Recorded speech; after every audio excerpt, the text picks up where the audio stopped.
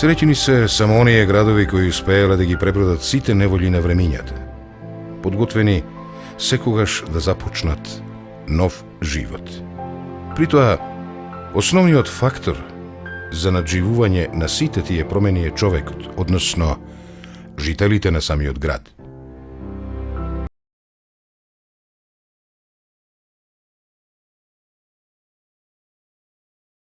Ние токму на нејзините жители, нивната голема љубов кон саканиот град, упорно издржувајќи ги сите неволји, независно од испреплетените потреби на овдешните граѓани, каде во определени времења се мешале интересите и на разни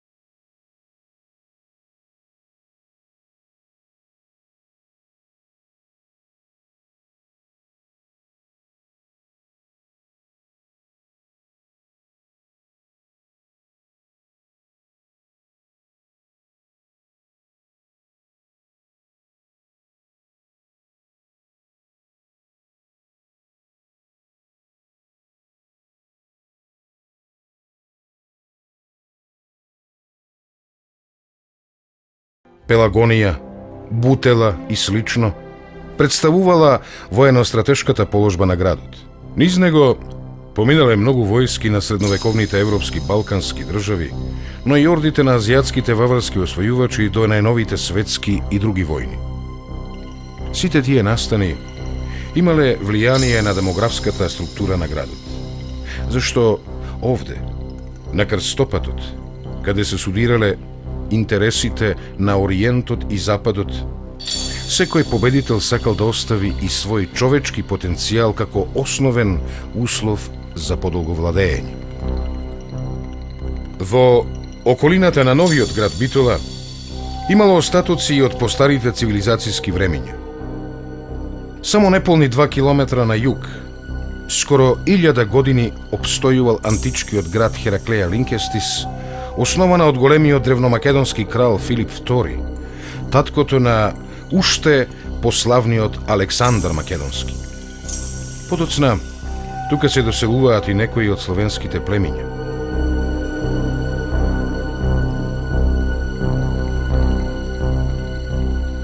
Годините врвеле, а народите се мешале, останувајќи да живеат како етничка посебност само оние делови кои главно им припаѓале на воено-помоćните и економски посилните држави и цивилизации.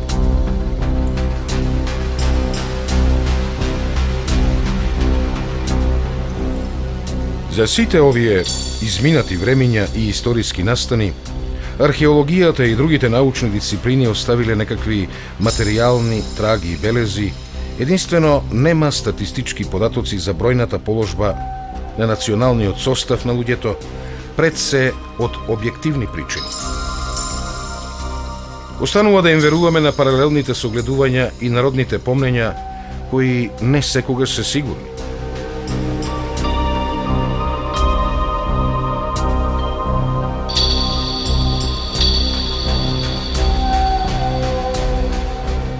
Се знае дека за прв пат се спомнува името на Битола во почетокот на 11-тиот век. Ако има некој приближен податок за бројот на жителите на градот, за нивната структура, национална, верска, полова и други, не може да се зборува бидејќи средните векови не познавале некои од овие категории. Постојните извори велат дека во периодот од 11-тиот до почетокот на 14-тиот век Битола броела од 1500 до 3000 жители.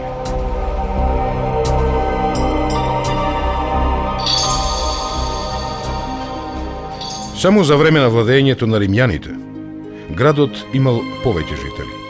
Според некои податоци, таа бројка тогаш се движела околу 6.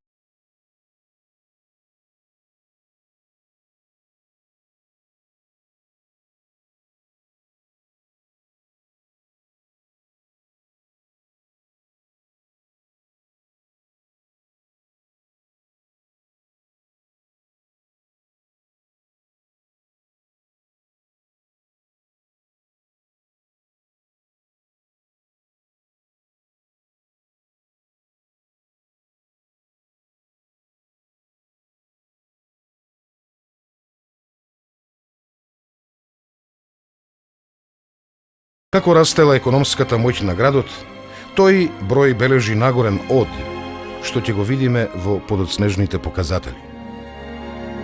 Но, она што е посебно значајно за демографска Битола по потпаѓањето под власта на турците, е сознанието дека од тогаш се водат и попрецизни податоци што ја интересираат демографијата, вклучувајќи го и етничкиот состав, кој не секогаш бил израз на стварните историски состојби.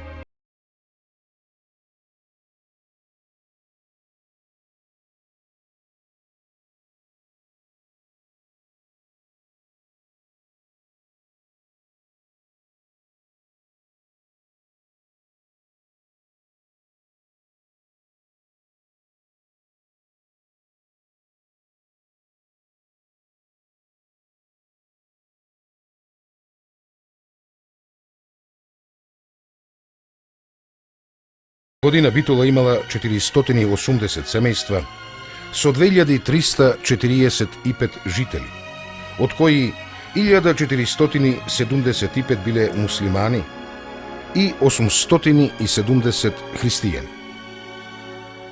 Градот имал 7 маала, а само 10 години подоцна, во 1481 година, градот имал 620 семејства со 3100 жители, од кои 1990 биле муслимани, а 1110 христијани. Сите распоредени во 20 маала, од кои 11 муслимански и 9 христијански маала. Ова е време на постепен развој, за во средината на 15-тиот век Битола да почне да станува значаен економски, воен и административен центар.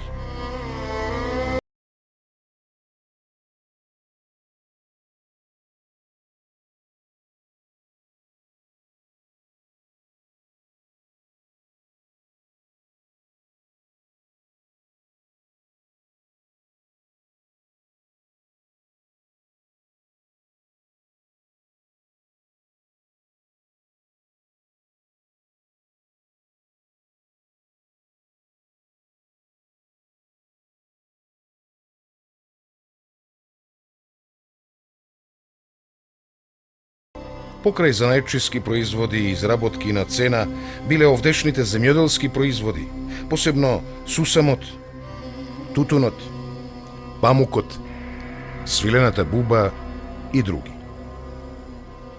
Тој 15 век за градот е карактеристичен и по тоа што во последните негови децении, односно во 1492 година и 1400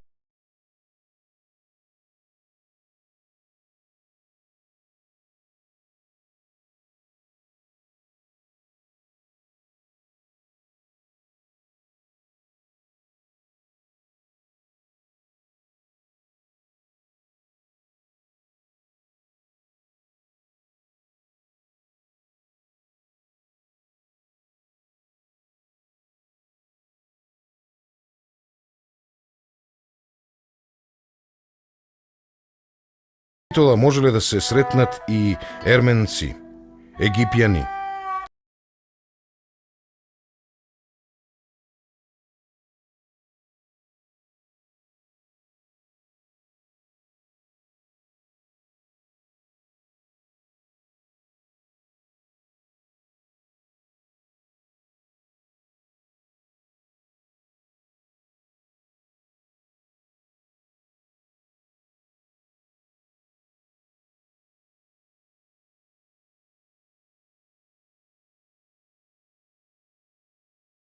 Постепеното распаѓање на средновековните феудални односи, военото слабење и се по изразитата борба за национално ослободување на покорените народи, предизвикува во империјата појави на бројни буни, востанија и други воени дејствија. Особено тоа било карактеристично за христијанското население. Како резултат на таквата борба и разните притисоци што се правеле врз тие луѓе, во наредните пописи се гледа дека нивниот број во градот се намалува за сметка на жителите од другите конфесии. За ова веројатно влијаеле и други причини. Пред се економски, бидејќи војните носеле сиромаштво и несигурност во градовите.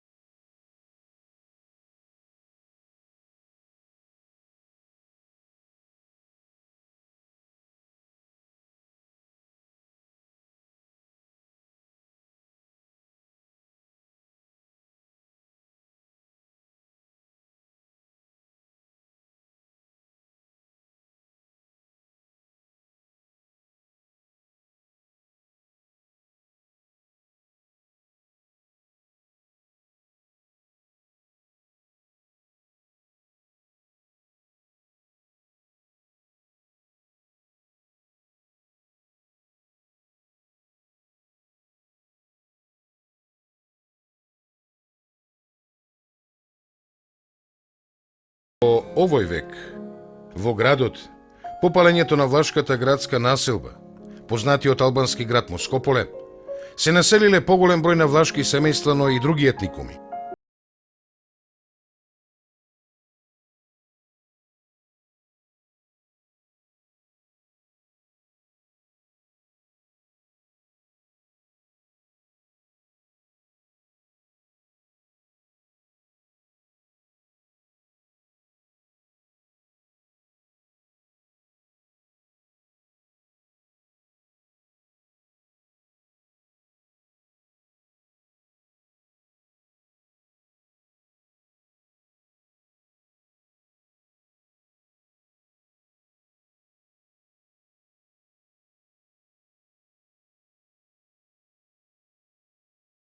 Во 19 век, градот ги одбележува најсветлите страници од неговиот многувековен живот.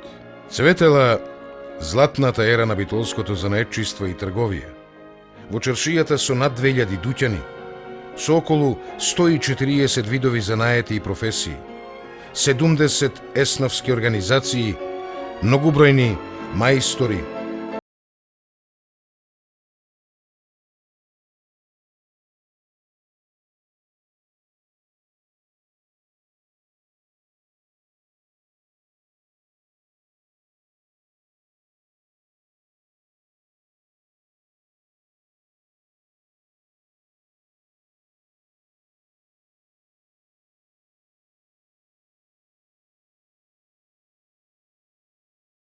Тогаш, овде, под Пелистар, цветело за најчиството трговијата, културата и останатите цивилизацијски придобивки. Битола е и конзулски град, најважната урбана станица на овој дел од Балканот, откаде се влечеле конците на европската дипломатија.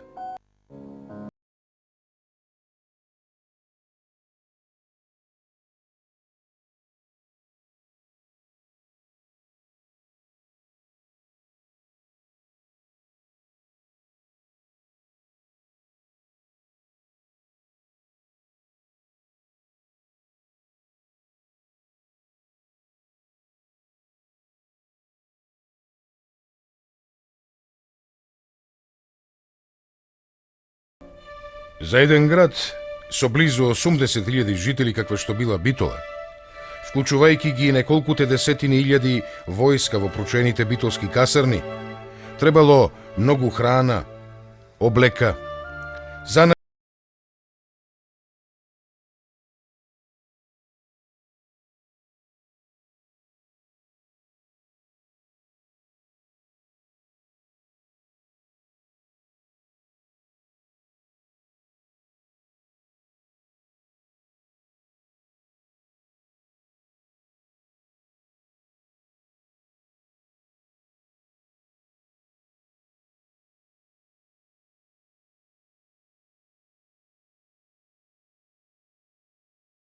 Болниот на Босфорот, големата Отоманска империја, е нагризувана од болеста на феудалните стеги.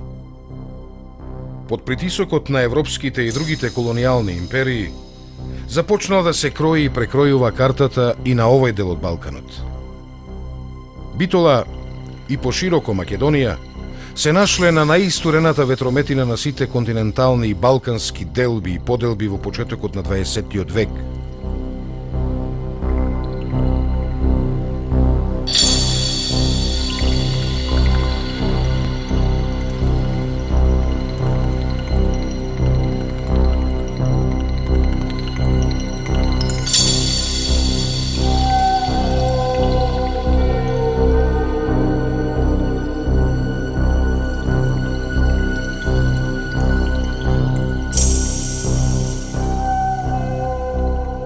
Балканските војни од 1912 и 1913 година, посебно познатиот по лошо за Битола Букурешки мир од 1913 година, кога само на 14 километри на југ од градот била неприродно повлечена државната граница со Грција, придонесле градот од некогаш најстратешкиот крстопат да се најде на слепото црево од овој дел на Балканот.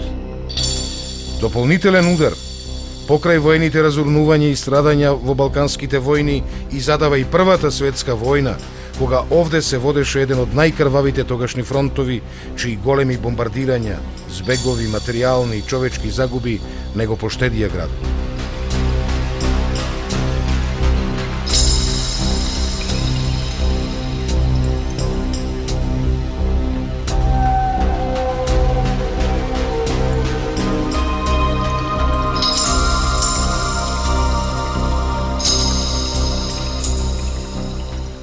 Од некогаш убавиот и познат град Битола, по војната останаа само рушевините и спомените за големиот број жртви и одвај 20.000 жители. Состојба која многу не се измени до крајот на Втората светска војна.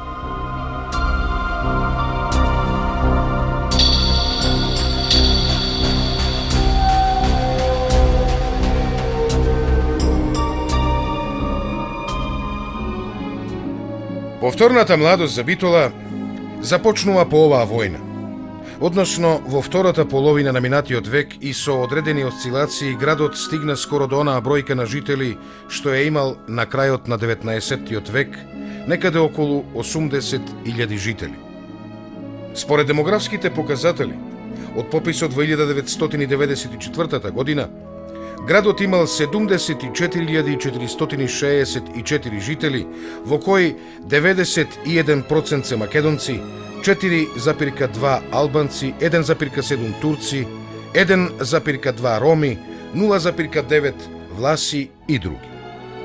А според последниот попис од 2002 година, Битола има околу 82.000 жители.